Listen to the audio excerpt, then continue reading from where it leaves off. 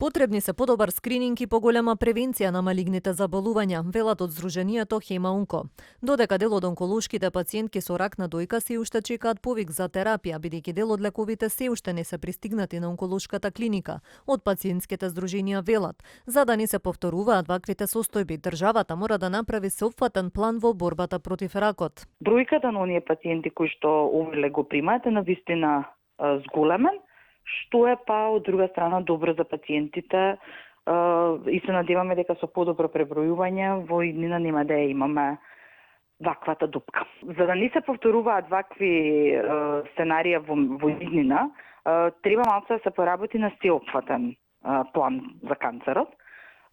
Бројките се големи, не само во Македонија и надвор во светот, и се додека не пристапиме со солидни програми за превенција и за скрининг програми за овие канцери да бидат детектирани во порани фази, ние постојано ќе се соочуваме со недостаток на терапија и од причини што секоја наредна терапија е навистина поскапа од претходната. Така да единствен начин за да се заштитиме пред се скрининг програми и порано детектирање на канцер програмите.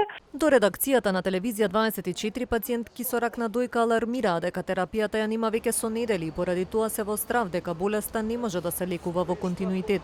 Од Министерството за здравство потврдуваат дека во моментов заради административни процедури има времен застој, а причините велат се поврзани со постапките за набавка и спорака, но и поради зголемината бројка на пациенти. Тврдат дека се превземаат активности за што побрзо надминување на состојбата и велат дека наскоро лекот ќе биде достапен.